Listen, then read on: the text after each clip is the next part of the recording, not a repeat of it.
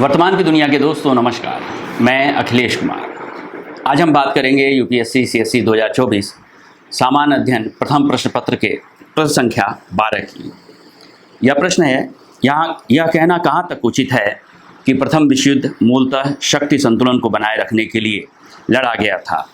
उत्तर 250 शब्दों में दीजिए। दरअसल आप प्रथम विश्व युद्ध के दौर के उसके पूर्व की स्थितियों के बारे में देखिए तो हम ये पाते हैं कि जर्मनी का जो एकीकरण हुआ और उस एकीकरण के बाद जिस तरह जर्मनी ने अपने साम्राज्यवादी विस्तार को योजनागत तरीके से फैलाने का प्रयास किया और जिस तरह से बिस्मार्क ने यूरोप के विभिन्न देशों के बीच गुप्त संधियों का संचालन शुरू किया, उसने एक अविश्वास की अवधारणा पूरे यूरोप में विकसित करनी शुरू की। जैसे जैसे जर्मनी का विकास होता गया तो बिस्मार्क के बाद जर्मनी की यह साम्राज्यवादी सोच और ज़्यादा तेज़ी के साथ विकसित होने लगी और जर्मनी न सिर्फ यूरोप पर अपने प्रभाव को स्थापित करना चाहता था, बल्कि इसके साथ साथ उसकी वह साम्राज्यवादी महत्वाकांक्षा भी विकसित हो रही थी जो उसे एक बड़े साम्राज्य के रूप में स्थापित होने के लिए प्रेरित कर रही थी। और ऐसे में जब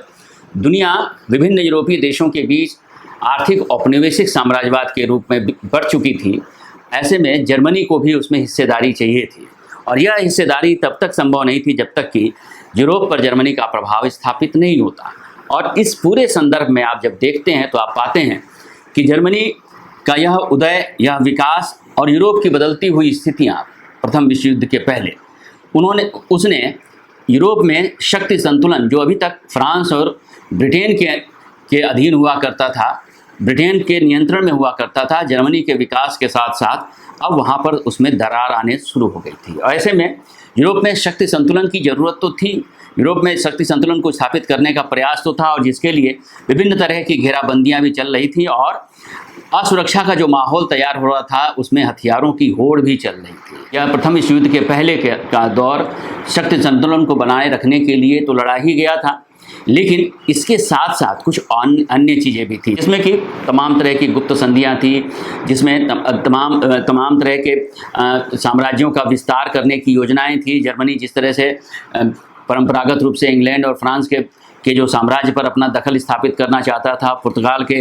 साम्राज्य और पुर्तगाल और स्पेन की जो बस्तियां थी अफ्रीका में, उन पर अपनी दखल अंदाजी कर रहा था। इसलिए यह सिर्फ शक्ति संतुलन ही नहीं था यूरोप के अंतर्गत, बल्कि इसका व्यापक विस्तार भी था और इसलिए हम इसे सिर्फ शक्ति संतुलन तक ही सीमित नहीं कर सकते, बल्कि इसको और विस्तृत स्वरूप देना होगा। और इसको हम इस तरह से लिख सकते हैं कि प्रथम विश्व युद्ध का एक महत्वपूर्ण कारण साम्राज्यवादी शक्तियों के बीच शक्ति का संतुलन बनाए रखना था। हालांकि तत्कालीन यूरोप की अन्य परिस्थितियां भी इसके लिए जिम्मेदार थीं।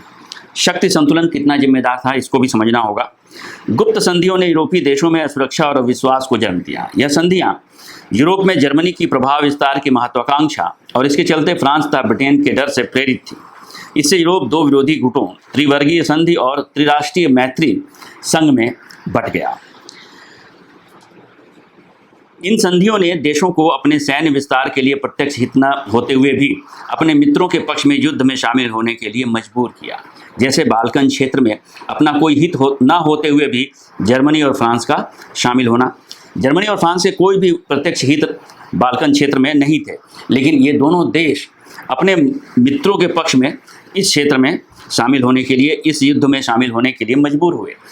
एकीकरण के बाद जर्मनी और इटली का तीव्र औद्योगिकरण पुराने साम्राज्यवादियों के हितों के लिए खतरा बनकर पैदा हुआ।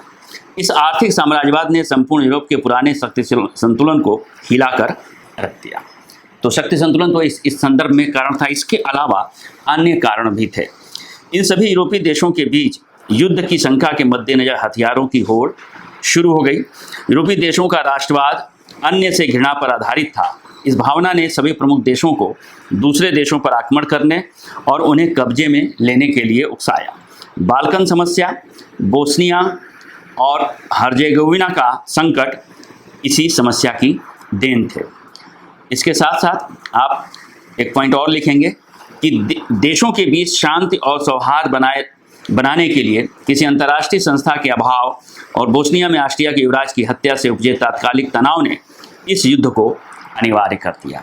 यानी स्पष्ट है कि शक्ति संतुलन जो था वह इसका एक अनिवार्य कारण तो था, लेकिन शक्ति संतुलन के अलावा वहाँ की जो स्थितियाँ थी वह साम्राज्यवादी स्थितियाँ और राजनीतिक स्थितियाँ भी, और जो गुप्त संधियों से पैदा हुआ जो संकट था, जो राजनीतिक संकट था, जो अविश्वास का संकट था, जिसके चलते हथियारों की जो होड़ थी वह बढ़ी, यह सब भी इसके कारण थे। इसका निष्कर्ष होगा स्पष्टतः प्रथम विश्व युद्ध में शक्ति संतुलन के साथ सैन्यवाद, अविश्वास, अंधराष्ट्रवाद आदि पक्षों ने भी महत्वपूर्ण भूमिका निभाई।